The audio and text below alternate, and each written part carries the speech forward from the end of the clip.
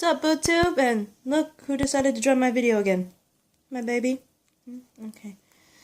Odie, say hi. Say hi to YouTube. Hi, YouTube! No? You're not having any of that? This guy's gonna turn 5 years old in October. Ain't he cute? Meh. Okay. Anyway, this is my reaction rant to Supergirl Season 2, Episode 19, titled Alex! And as the title presumes, it's about Alex. And it's fun. Mommy likes messing with you, huh, baby? Mommy like messing with you? Mwah. Did you burp? Did you actually burp on Mommy? Alright. Anyway. How do I start this? Oh, yeah. So, basically, it starts off with, like, a double-date dinner, from what I remember. Alex and, Maggie with Kara and Mon-El. Well, no, it didn't start that way. Hang on, let me rephrase that.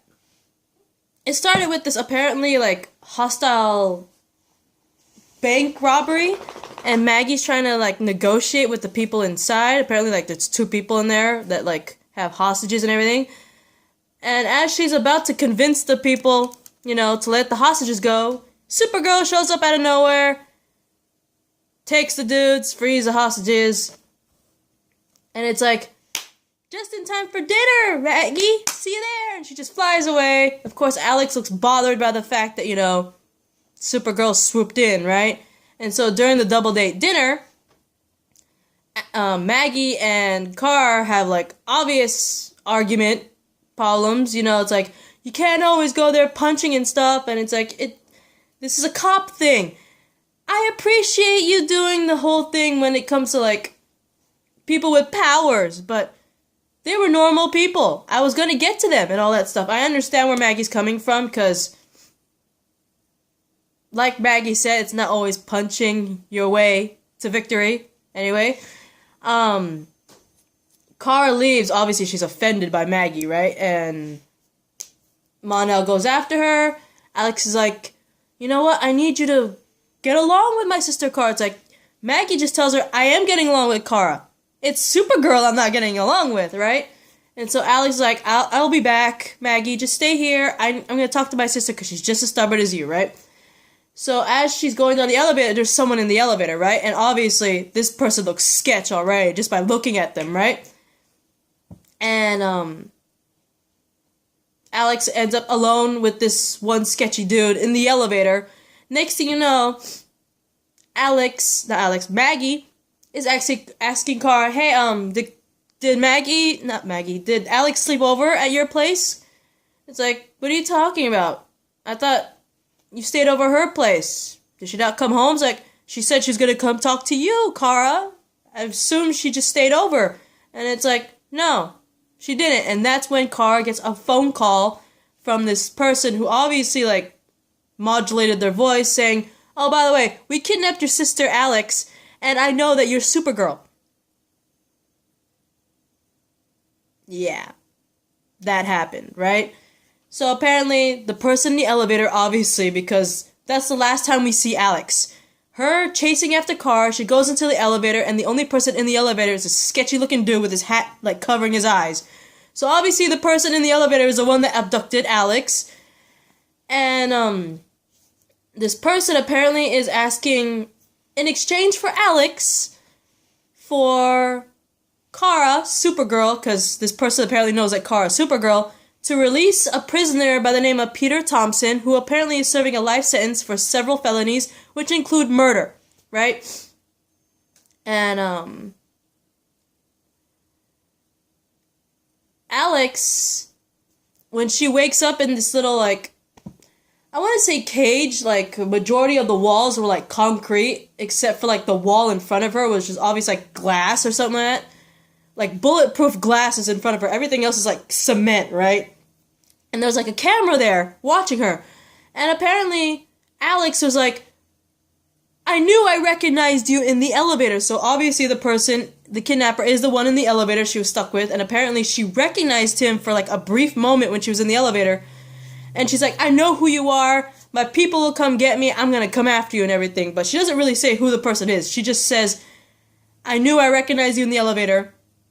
And all that stuff, right? Hang on for a sec.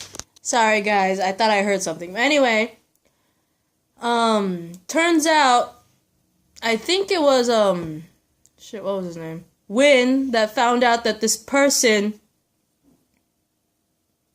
well, at least the prisoner has, like, an occasional visitor by the name of Rick Malvern.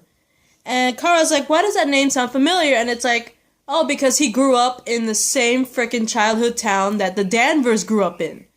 And so, apparently, Rick Malvern, turns out that he's actually Peter Thompson's son, the prisoner's son. And he was a childhood friend of Alex, right? That's why Kara knew that name. Anyway, hang on. Sorry about that. Like, there's been some weird construction going on outside my house. But anyway, yeah, apparently the reason why this person knew Kara was Supergirl, because apparently, like I said, this guy, the kidnapper, Rick Malvern, grew up, he was like a childhood friend of Alex. And he was actually one of those kids that witnessed Kara saving a bunch of people from a burning car. Remember that one flashback where this is before Kara got glasses, where she was on like the beach with Alex and some of Alex's friends, and there was a car with a family, and like Kara saved all of them before the car like blew up and shit. Apparently, Rick Thompson was one of those kids, right? And despite the fact that they made up a cover story for Kara, the kidnapper, Rick, was the only one that did not believe it. And if you're wondering, that's my dog right there. What's wrong with you? Okay. Seriously? Are you a good boy? Okay, you're a good dog. But anyway.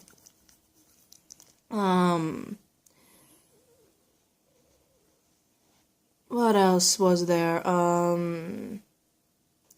They do manage to find Rick, because Kara managed to find his house, and like she sees security cameras with Alex, and manages to, you know, talk to Alex because Rick lets her, right?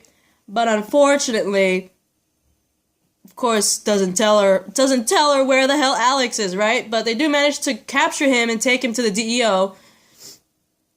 And Alex,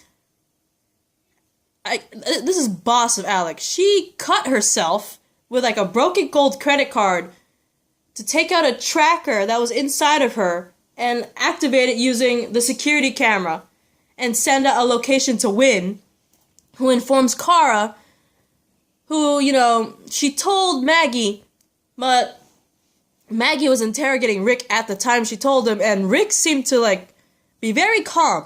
He's like, I want to do that if I were you and all that stuff. And of course, Maggie heeds that warning, but Kara's like, I found her location, I'm going after her. Despite, you know, Maggie saying, no, don't do it. He's way too calm. It has to be a trap. Kara goes to the place, she rushes in there, and it turns out the place was nothing but a ruse, because it pretty much triggers an alarm, which goes straight to where Alex is, her cell, and her cell ends up being filled with water. And Kara witnesses it on a computer screen that's left at the place that she went to, right? And of course we get another Maggie-Kara argument and all that stuff, because Kara didn't listen, she rushed in, she triggered an alarm. Now Alex has very limited time because the water's filling her cell. And the DEO and Kara, they refuse to negotiate with Rick, obviously, right? They don't work with terrorists. But Maggie, talking to Rick manages to get under her skin. It's like, I knew Kara wouldn't do it. She's too righteous. But you're a cop. You'd do anything to save someone you love, right? And pretty much breaks Maggie to the point where Maggie actually breaks into the jail and breaks Thompson out of jail. Kara finds out Maggie left and figures out where she went and goes over to the prison and she confronts Maggie as she breaks Thompson out, and it's like, this is what Alex would want, you know? And she does this amazing speech to Thompson about how, yeah, you did some bad things, but the good thing you did in your life is that you were a father, right? Basically, that's what she said to him, and managed to convince Thompson to give up the location, give up Alex's location. Like, he's like, where would your son keep Alex? And so, Alex, though, I give her props for surviving, because she managed to make her pants into, like, a floaty for her neck, so she could, like, float and shit, right? And she held on. Like, that woman held on. Like, wow. Her survival skills are amazing. The fact that she cut herself to get a tracker out and use a freaking security camera to beam up a location, and the fact that she used her pants as a floating device, that's fucking impressive. Alex held out her own, which I was very, very impressed by. Kara and Maggie managed to find Alex and rescue her on time. As for Rick, since, you know, he knows about Supergirl, Jean decides, you know, to wipe out Rick's memory, so he has no idea that Kara is Supergirl now. But, also during this episode, which I thought was interesting, was the fact that, remember in the last episode, we got, Queen Rhea, Mon-El's mother, visiting Lena.